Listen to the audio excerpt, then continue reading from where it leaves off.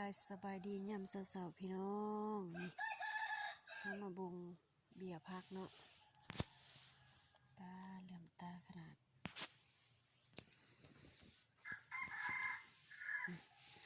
บุงเบียร์พักย่ำเสา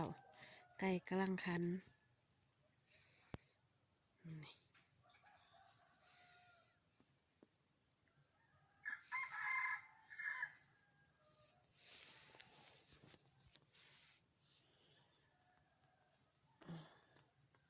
พอเบียร์อันนี้เขากะลุกเต็มเมื่อคืนนี้เนาะ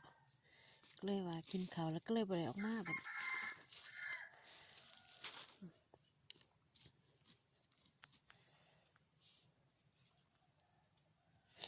นานกะโมได้ฮด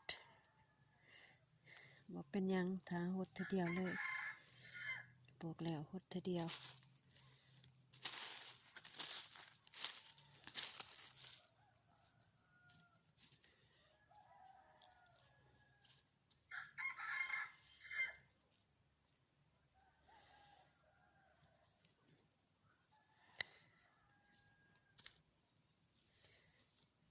เรียบร้อย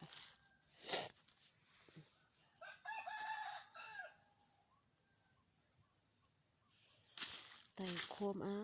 วบ่เห็นหุง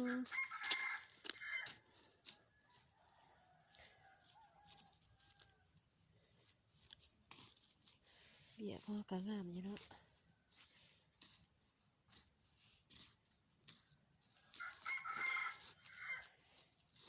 กะสลัดกะบ่ออก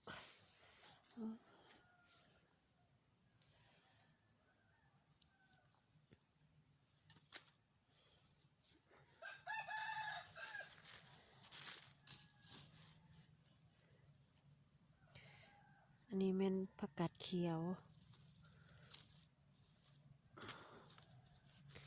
เขากะบ่ออกเขากะหวานเติมอีก